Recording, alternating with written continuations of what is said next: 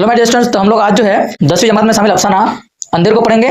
तो आप लोग यहाँ पे नसाब में देख सकते हैं जो अफसाना है अंधेर अफसाना है प्रेमचंद की लिखी हुई है। पेज नंबर 22 में आप लोग देख सकते हैं अपनी किताब में। ठीक है, तो चलिए जो है देखते हैं। तो सबसे पहले हम लोग को जो है इस अफसाना को पढ़ने से पहले प्रेमचंद के जो हालात जिंदगी है इसको भी पढ़ना जरूरी है। तो चलिए प्रेमचंद की हालात जिंदगी को देखते हैं। प्रेमचंद का असल नाम धनपत रॉय था, लेकिन घर में ये प्यार से नवाब या नवाब रॉय के नाम से पुकारे जाते थे। देखिए एग्जाम में जो है हालात जिंदगी से भी बहुत सारे क्वेश्चन किए जाते हैं, तो इसलिए इसको हालात जिंदगी हम लोग को पढ़ना बहुत जरूरी है। तो यहाँ पे बोला जा रहा है कि प्रेमचंद का असल नाम जो है वो धनपत रॉय था, और घर में इसको जो है उसके घर वाले प्यार से नवाब या नवाब रॉय कहते थे। ठीक है, इनके वालिद मुंशी अजायब लाल बनारस के लम्ही नाम के एक छोटे से गांव के रहने वाले थे। बनारस में एक गांव है लम्ही, यहाँ पे जो है लोग रहते थे। इसके वालिद का नाम मुंशी अजायब लाल था। ठीक है, प्रेमचंद इसी गांव में 31 जुलाई 1880 में पैदा हुई। ये सवाल अक्सर आते हैं एग्जाम में कि मुंशी प्रेमचंद का असल नाम क्या है, मुंशी प्रेमचंद की पैदाइश कब और कहाँ हुई। तो याद रखना आप लोगों को 31 जुलाई 1880 ईस्वी में। ठीक है, तालीम की इब्तिदा उर्दू और फारसी से हुई। उर्दू और फारसी में माहिर थे ये। बाद में अंग्रेजी पढ़ना शुरू की। सारी परेशानियों के बावजूद मैट्रिक का इम्तिहान पास किया। ये तालीम जारी रखना चाहता, मगर तंगदस्ती और घर की जिम्मेदारियों ने इसकी इजाजत नहीं दी। घर में बहुत सारा मसला था इन लोगों का। वालिद के इंतकाल के बाद पूरे घर की जिम्मेदारी उन पर आ गई थी। 5 रुपए महीने की ट्यूशन करके किसी तरह गुजारा करते रहे। 5 रुपए हमारा वो ट्यूशन करते थे। ठीक है, प्रेमचंद ने मुलाजिमत की इब्तिदा एक प्राइमरी स्कूल के टीचर की हैसियत से की। सगाई तालीम की ट्रेनिंग हासिल करने के बाद ये गवर्नमेंट डिस्ट्रिक्ट स्कूल कानपुर में टीचर हो गए। फिर 1909 में सब डिप्टी इंस्पेक्टर मदारिस होकर महोबा जिला हमीरपुर चले गए। ठीक है, बाद में उनका तबादला गोरखपुर हो गया। फिर गोरखपुर में उसका तबादला हो गया। जब अंग्रेजों के खिलाफ तर्क मुआलात की तहरीक जोरों पर आई और जलियांवाला बाग का तारीखी कत्लेआम हुआ, तो उन्होंने 20 साल की सरकारी मुलाजिमत से इस्तीफा दे दिया। जलियांवाला बाग का हम लोग ये हादसा पढ़े ही है। इस हादसे की वजह से जो है मुंशी प्रेमचंद जो 20 साल उसकी सरकारी मुलाजिमत थी इसको वो छोड़ देते हैं। प्रेमचंद उर्दू अफसाना निगारी के बानिया में समझे जाते हैं। अफसाना निगारी में बहुत मशहूर है ये। ठीक है, ये उर्दू के सबसे मुमताज और हर दिल अजीज अफसाना निगार है। अफसाना निगार में अगर हम मुंशी प्रेमचंद का नाम ना ले तो शायद ये अदब अधूरी रह जाए। उन्होंने अपनी लगातार मेहनत से अफसाने के फन को दर्जा कमाल तक पहुंचाया। यानी उर्दू में जो अफसाना निगारी है, अगर मुंशी प्रेमचंद ना लिखते तो उर्दू अदब बहुत पीछे रह जाती। ठीक है, इसी तरह उन्होंने अपने नावलों को भी आज़ादी, इंसाफ और इंसानी हकूक़ के लिए हिंदुस्तानी अवाम की जदोजहद का तर्जमान बनाया। ठीक है, हिंदुस्तानी अवाम का जो जदोजहद का तर्जमान बना उसका अफसाना। ठीक है, आज़ादी, इंसाफ और इंसानी हकूक़ के लिए उन्होंने हकीकत निगारी की। जिस रवायत को परवान चढ़ाया उसने कमोबेश तमाम अदीबों को मुतासिर किया। हकीकत निगारी यानी हमारे समाज में, हमारे गांव में, देहात में जो चीज़ हो रहा है इस चीज़ को खासतौर पर बयान करने की कोशिश किया है। ठीक है, उनके अफसानों का महूर अमूमन देहात है, यानी देहात से, गांव से रिलेटेड जितनी सारी चीज़ें थी इन सारी चीज़ों पर, मौजूद पर जो है वो अक्सर अफसाने लिखा करता था। वहाँ के लोगों की सीधी सादी जिंदगी के बारे में। ठीक है, खलूस, मोहब्बत, नेक दिली और ईमानदारी उनकी कहानियों के खास मौजूद है। उनका खास मौजूद है क्या? देहात, सीधी सादी जिंदगी, खलूस, मोहब्बत, नेक दिली और ईमानदारी। ठीक है, उनके अफसानों के 12 मजमूए हैं, 11 नावल हैं और 2 ड्रामे शाये हो चुके हैं। ये सवाल आते हैं अक्सर एग्जाम में कि मुंशी प्रेमचंद के कुल कितने अफसाने के मजमूए हैं, तो आंसर जवाब होंगे 12 मजमूए। ठीक है, इसके बाद नावल कितने हैं? 11 और ड्रामे कितने हैं? 2। प्रेमचंद का पहला अफसाना अनमोल रतन है। ये बहुत ही इंपॉर्टेंट सवाल है, अक्सर एग्जाम में पूछे जाते हैं कि प्रेमचंद का पहला अफसाना का नाम क्या है। ठीक है, तो वह है अनमोल रतन। अफसानी मजमूए में प्रेम 25, प्रेम 32, वारदात, जादे रहा वगैरह बेहद अहम हैं। ठीक है, ये नावल है। जबकि मशहूर नावल गोदान, गौसे आफियत, नरमिला, चौगाने हस्ती, बाजार हुस्न, मैदान अमल वगैरह हैं। ठीक है, ये सारे इसके मशहूर नावल है। अक्सर एग्जाम में ये भी पूछा जाता है कि गोदान मुंशी प्रेमचंद की लिखी हुई क्या है, अफसाना, ड्रामा, नावल क्या है, तो जवाब देंगे आप नावल। ठीक है, मंगलसूत्र उनका नामुकम्मल नावल है। मंगलसूत्र जो है वो एक नामुकम्मल नावल है इसका। ये भी सवाल पूछा जाता है मुंशी प्रेमचंद के नामुकम्मल नावल का नाम क्या है। ठीक है, सोजे वतन प्रेमचंद के अफसानों का वह मजमूआ है जिसे अंग्रेजों ने जब्त कर लिया था। क्योंकि सोजे वतन वतन से जुड़ा हुआ है, हमारे मुल्क से, हमारे कौम से जुड़ा हुआ है, और यही वजह है जिसकी वजह से अंग्रेजों ने इस अफसानी मजमूआ को जब्त कर लिया था। इसकी आसात 1906 में हुई थी। सोजे वतन की आसात 1906 में हुई, ये बात याद रखिएगा। 8 अक्टूबर 1936 में इनका इंतकाल हो गया। ठीक है, 8 अक्टूबर 1936 में ये इंतकाल हो जाते हैं। तो हमारा मौजू ये नहीं है, हमारा मौजू जो है इसका अफसाना अंधेर है, जो मुंशी प्रेमचंद ने हमारी 10वीं जमात में यहाँ पे लिखे हैं। ठीक है, इस अफसाना से बहुत ही ज़्यादा सवाल पूछे जाते हैं, तो आप लोग जो है ध्यान से इसको समझने की कोशिश कीजिएगा। चलिए हम लोग जो है पढ़ते हैं। जिसके पास किताब है वो किताब भी निकाल सकते हैं। 22 पेज नंबर में आप लोग देख सकते हैं इस कहानी को, इस मजमून को, इस अफसाना को। ठीक है, अंधेर। तो चलिए शुरू करते हैं। नाग पंचमी आई। नाग पंचमी जो है वो एक त्यौहार माना जाता है हिंदुओं में। ठीक है, साठे के जिंदा दिल नौजवानों ने खुशरंग जांघें बनवाई। अब साठे से मुराद क्या है? एक मौजा है, गांव है, जिसमें एक दल या एक ग्रुप कह सकते हैं हम लोग, उसका नाम जो है साठे है। ठीक है, और जब नाग पंचमी का त्यौहार आते हैं तो ऐसे मौके पर जो है जो गांव वाले लोग हैं, साठे वाले लोग, तो ये लोग जो है जिंदा दिल नौजवान, यानी यहाँ के नौजवान जो है बहुत जिंदा दिल थे, ताकतवर थे, तो ये लोग खुशरंग जांघें बनवाते हैं, मतलब एक तरह का जो कपड़े हैं हाँ वो बनाते हैं। ठीक है, अखाड़े में ढोल की मर्दाना सदाएं। अखाड़े आप लोग जानते हैं। ठीक है, अखाड़े में जो ढोल बजता है इसकी सदाएं आती है मर्दाना बुलंद हुई। मर्दों की आवाज आती है अखाड़े में। कुर्बो ज्वार के जोर आजमा इकट्ठे हुए, यानी आसपास के जो लोग थे उसमें उस त्यौहार में वो लोग नाग पंचमी के त्यौहार में शरीक होते हैं, और इस त्यौहार में वो लोग जो है खुशरंग कपड़े बनाते हैं और अखाड़ा भी करते हैं, ठीक है। और अखाड़े पर तंबुलियों ने अपनी दुकानें सजाई, जो टेंट होता है, टेंट हाउस, हाँ ये सब सजाते हैं वो लोग उस अखाड़े में उस मौके पर, ठीक है। क्योंकि आज जोर आजमाई और दोस्ताना मुकाबला का दिन है, और आज का दिन नाग पंचमी का दिन इसलिए इन लोगों के लिए मशहूर है, ज़्यादा अहमियत रखते हैं, क्योंकि इस दिन ये लोग बहुत सारे तकरीबात और प्रोग्राम्स करते हैं। इसमें क्या करते हैं, तबा आजमाई करते हैं, जोर आजमाई करते हैं। जोर आजमाई मतलब अपनी ताकत दिखाते हैं दूसरे लोगों के साथ, ठीक है। और दोस्ताना मुकाबला का दिन है ये। औरतों ने गोबर से अपने आंगन लेपे और गाती बजाती कटोरों में दूध चावल नाग पूजने चले। औरतें क्या करती हैं, घर को जो है अपने गोबर से अपने आंगन को लेपते हैं, इसके बाद दूध लेके जो है नाग पूजने चले जाते हैं ऐसे मौके पर। ये त्यौहार नाग पंचमी के दिन होते हैं। साठे और पाठी दो महलक मौजा थी, एक दूसरे से जुड़ा हुआ, जिसको हम लोग कह सकते हैं महलक, ठीक। दोनों जमात, इन दोनों जमात में अक्सर नाग पंचमी के मौके पर जो है जो अखाड़े हैं वो होता था, ठीक है। दोनों गंगा के किनारे, और दोनों मौजे कहाँ पे थे, गंगा नदी के किनारे आबाद थे, ठीक है। दरख्त में ज्यादा मशक्कत नहीं करना पड़ती थी उन लोगों को, जो है गंगा नदी के होने की वजह से पानी की जो आपासी है जिसको कह सकते हैं, वो आसानी से उन लोग कर लेते थे, क्योंकि इन लोगों को दूर से पानी लाने की जरूरत नहीं थी। खेतीबाड़ी आपासी करते हैं जो, उसमें जरूरत नहीं थी, ज्यादा परेशानी नहीं थी। ये वजह है जिसकी वजह से उन लोगों को ज्यादा मशक्कत नहीं करनी पड़ती थी। इसीलिए आपस में फौजदारियों की गर्म बाजारी थी, क्योंकि आपसी जो करते थे ये लोग, गंगा नदी करीब थे, इसकी वजह से इन लोगों के वक्त बहुत बचता था। तो जब वक्त बहुत बचेगा तो ये लोग कुछ ना कुछ काम करेंगे, तो यही वजह है जिसकी वजह से इन लोगों के दरमियान फौजदारियों की गर्म बाजारी थी। यानी इन लोगों के दरमियान कसमकस, अखाड़े, कुश्ती, ये सब खेल जो है इन लोगों के दरमियान हुआ करता था, मुकाबला हुआ करता था, ठीक है। तो ये सवाल आ सकता है एग्जाम में, आप लोगों को पूछे जा सकते हैं कि फौजदारियों की गर्म बाजारी थी इन लोगों के दरमियान क्यों? क्योंकि दोनों गांव जो है साठे और पाठे गंगा नदी के किनारे आबाद थे, जिसकी वजह से इन्हें आपसी करने में और पानी की बहुत सहूलियत थी, इन लोगों को दूर नहीं जाना पड़ता था, ठीक है। यही वजह है जिसकी वजह से इन लोगों के दरमियान फौजदारियों की गर्म बाजारी थी। आज से उनके दरमियान रकाबत चली आती थी, ठीक है। आज जैसे पहले ही से कदीम जमाने से ही, जबकि उसके बाप जब से उन लोग के बाप दादा थे, उसी वक्त से जो हम लोग के दरमियान जो दुश्मनी है वो चली आती थी। साठे वाले को यह जाम था कि उन्होंने पाटे वाले को कभी सर उठाने ना दिया, और हमेशा जो किसी भी ऐसे खेलकूद में जो है, कुश्ती अखाड़े में जो है, हमेशा साठे वाले जीता करता था, ये लोग जीत जाते थे हमेशा। तो इन लोगों को घमंड था कि हम लोगों ने पाटे वाले को कभी सर उठाने नहीं दिए, ठीक है। अल्लाह पाटे वाले अपने रकीबों को जग देना ही जिंदगी का मुकद्दम काम समझते थे। और पाटे वाला का क्या सोचते थे, पाटे वाले ये सोचते थे कि हम लोग अपने जिंदगी में एक ही मकसद था हम लोग का, कि हम लोग कभी ना कभी जो है साठे वाले को जरूर हराएंगे, ठीक है। उनकी तारीख फतवाहत की रवायतों से भरी हुई थी। उनकी तारीख किससे भरा हुआ था, फतवाहत की रवायतों से भरी हुई थी।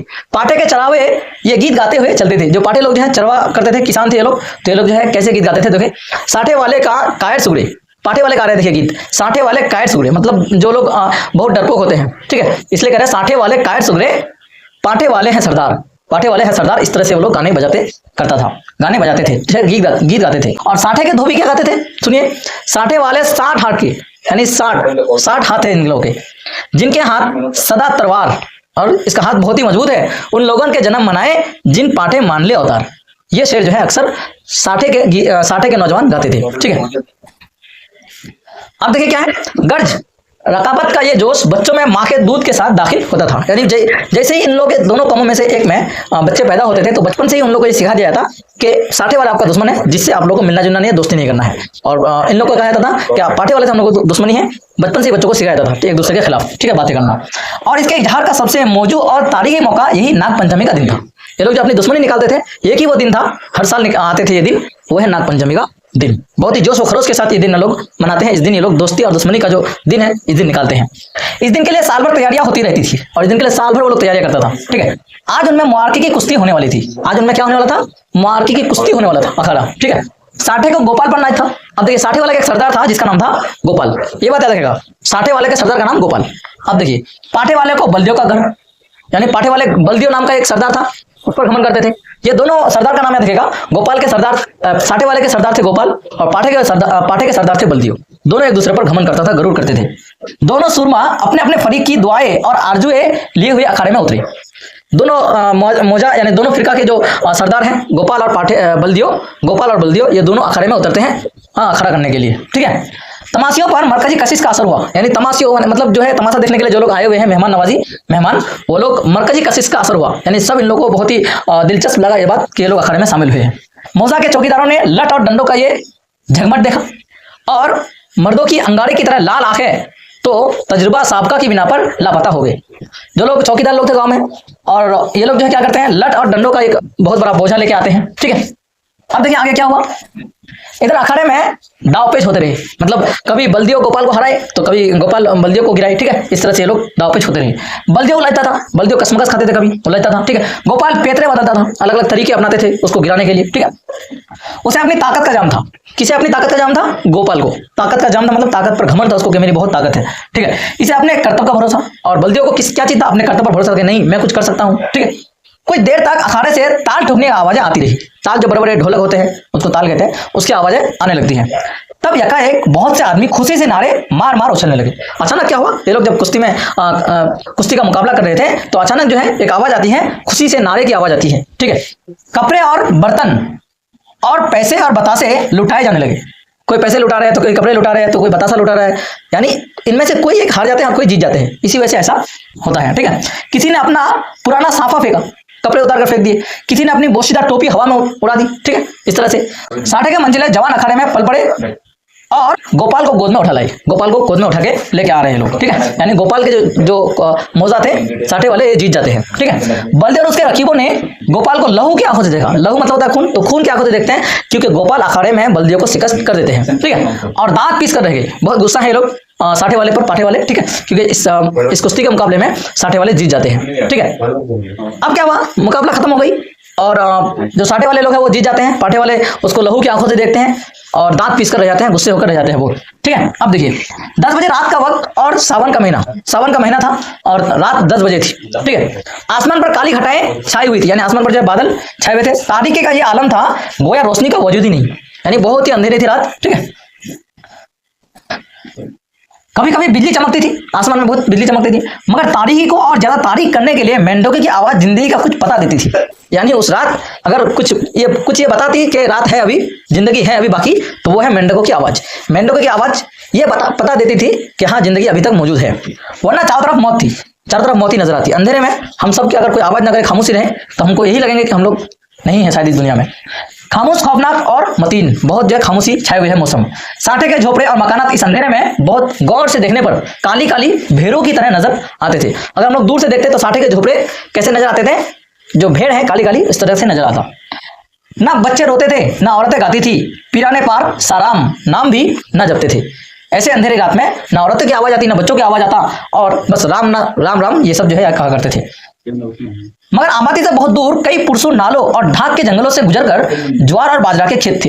इन लोगों के दोनों गांव से बहुत दूर जो है उन लोगों के जंगलों में जो है, जंगलों से गुजरकर जो है एक उन लोग जो है खेती बाड़ी करते थे, किसका? ज्वार और बाजरे का। ठीक है, और उनकी मेंढों पर 60 के किसान जा बजा मंडियां डाले हुए खेतों की रखवाली कर रहे थे। खेतों की रखवाली कर रहे थे उनके मेंढों पर। ठीक है, कौन? 60 वाले। ठीक है, तले जमीन ऊपर तारीकी मीलों तक सन्नाटा छाया हुआ, जमीन के नीचे कुछ भी नहीं और ऊपर जो है क्या? सन्नाटा छाया हुआ है। कई जंगली सुअर की गोल, जो जंगली सुअर है उसकी आवाज आती है कहीं नील गांव की रेवर, नील गांव एक जानवर है उसकी आवाज आती है कभी।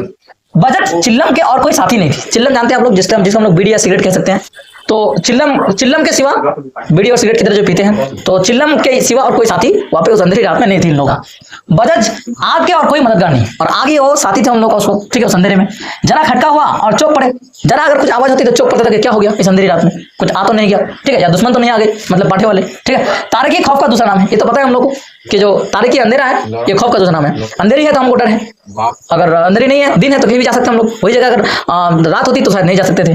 ठीक है, जब एक मिट्टी का ढेर, एक ठोटा दरख्त और एक तवदे घां भी मुतहरिक और मुतसिस बन जाते हैं, तारीकी उनमें जान डाल देती है।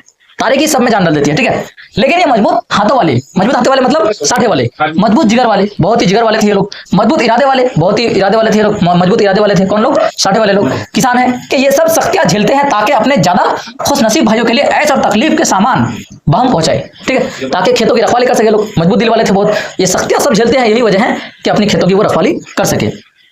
इन्हें रखवालों में आज का हीरो, आज कुश्ती में जो है जो जीतते हैं, जिसका नाम गोपाल होता है, आज का हीरो कहलाता है वो 60 का ये मायानाज गोपाल भी है। उनमें से गोपाल भी जो है इस तारीकी रात में खेतों की रखवाली करते हैं। ठीक है, जो अपनी मंडिया में बैठा हुआ है, मंडी जहाँ पे वो लोग बैठे खेतों की रखवाली करते हैं, और नींद को भगाने के लिए धीमे शुरू में ये नगमा गा रहा है, ये गीत गा रहा है, मैं तो तू से नैना लगाई पछताई रे। ठीक है, ये गाना गाते हैं वो गोपाल। ठीक है, आप देखिए इसके बाद क्या हुआ, दफ्तरनी से किसी के पाँव की आहट मालूम हुई। गोपाल को किसी के पाँव की आहट मालूम हुई, जैसे हरण कुत्तों की आवाजों का कान लगाकर सुनता है। हरण जिस तरह कुत्तों की आवाज को कान लगाकर सुनता है, इस तरह गोपाल जो है किसी की पाँव की आहट सुनता है। ठीक है, उसी से गोपाल ने भी कान लगाकर सुना सेम। ठीक है, नींद की गनौदगी दूर हो गई, नींद की गनौदगी दूर हो गई कि कोई जो है लट कंधे पर रखा, अपना लाठी जो है, लाठी जिसको कहते हैं, वो लट जो है कंधे पर रखते हैं और मंडिया से बाहर निकला है मंडी से। ठीक है, चारों तरफ स्याही छाई हुई थी, चारों तरफ अंधेरा हुआ था और हल्की हल्की बूंदे पड़ रही थी, यानी बारिश की बूंदे पड़ रही थी। और बाहर निकला ही था कि उसके सर पर लाठी का भरपूर हाथ पड़ा। लाठियों का बोझ जो है गोपाल के ऊपर पड़ जाता है जैसे ही वो मंडी से बाहर निकलते हैं। वो त्योरा कर गिर गया, वो नीचे गिर गया। ठीक है, और रात भर वही बेसद पड़ा रहा, मतलब लाश की तरह वही पड़ा रहा, लाठियों का बोझ उसके सर पर पड़ा।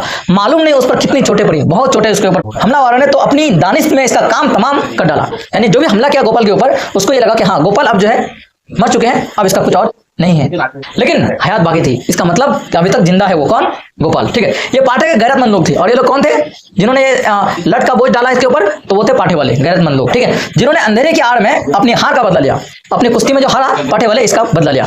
गोपाल जात का अहीर था, ये सवाल अक्सर पूछा जाता है, गोपाल का जात का नाम क्या है, तो वो है अहीर। ठीक है, ना पढ़ा लिखा, बिल्कुल अखर, दिमाग रोशन ही नहीं हुआ तो समाज जिस्म की गुलती। ठीक है, इसका दिमाग जो है बेपढ़ा लिखा था, जाहिल थे। ठीक है, और लंबा था, बहुत पढ़ा लिखा नहीं था, बिल्कुल अखर आदमी था। पूरे 6 फीट का कद, पूरे 6 फीट का कद था इसका। घटा हुआ बदन जो है पूरा घटा हुआ था, सुटका हुआ था। ललकार कर गाता तो सुनने वाले मेल भर बैठे हुए उसकी तानों का मजा लेते। अगर गोपाल बहुत दूर से गीत गाते तब भी जो है उसका गीत जो है सुनाई देते। गाने बजाने का आशिक, होली के दिनों में महीना भर तक फाक गाता, होली के दिनों में एक गाना गाता। ठीक है, सावन में मलार और भजन तो रोजमर्रा का सगल था, रोजमर्रा ये जो भजन गाते थे कौन, गोपाल। निडर ऐसा कि भूत और पसाच के वजूद पर इसे आलिमाना सकूक थे, यानी मिजाज इस तरह था इसका, निडर था कि भूत और ये जो शैतान है ये सब चीज वो बिल्कुल ना डरता था। लेकिन जिस तरह शेर और पलंग भी सुर्ख सोलों से डरते हैं, उसी तरह सुर्ख साफे से उसकी रूह लरज हो जाती थी। किसी चीज से उसको डर नहीं था, एक ही चीज से खौफ था उसको, कौन, सुर्ख साफे वाले, यानी जिसको हम लोग कहते हैं फौज या पुलिस। ठीक है, अगर जैसे साठे के जवान हिम्मत सुरमा के लिए बामानी खौफ गैर मामूली बात थी। जवान हिम्मत था, वो जवान था, 6 फीट का आदमी था, तो क्या पुलिस से इसको डरना था, नहीं, लेकिन तब भी इसको इसके लिए गैर मामूली बात थी, लेकिन तब भी ये डरता था। लेकिन उसका कुछ बस न था। सिपाही की वो खौफनाक तस्वीर जो बचपन में उसके दिल पर खींची गई थी, नक्श का लजज बन गई थी। शरारतें गई, बचपन गया, मिठाई की भूख गई, लेकिन सिपाही की तस्वीर अभी तक कायम थी। सब कुछ खत्म, मिठाई का उसको शौक था, मिठाई खाया, मिठाई भी खत्म हो गई शौक, लेकिन एक चीज का डर था सिपाही का उसे। आज उसके दरवाजे पर सुर्ख साफे वालों की एक फौज जमा थी, लेकिन गोपाल जख्म से चूर, दर्द से बेताब होने पर भी अपने मकान के एक तारीक गोसे में छुपा हुआ बैठा था। आज सुख साफे वाले फौज उसके घर पर है, क्योंकि गोपाल जो जख्मी हालत में पड़े हैं उसके घर में एक कोने में, और सुख साफे वाले से इसे बहुत डर लगता था। ठीक है, नंबरदार और मुखिया गांवों के जो होते हैं, गांव के सरदार और पटवारी और चौकीदार मरु अंदाज से खड़े दारोगा जी की खुशामदी कर रहे हैं। दारोगा जी अब आए हैं इस मामला को हल करने के लिए कि क्या क्या हालात हुआ इन लोगों के साथ। अब इसके बाद आगे इसका क्या होता है इस कहानी में, इस अफसाने में हम लोग जो है पार्ट 2 वाले वीडियो में देखेंगे। यहाँ तक अगर आप लोग देख रहे हैं इस वीडियो को तो जरूर लाइक कीजिएगा। Thank you, bye bye.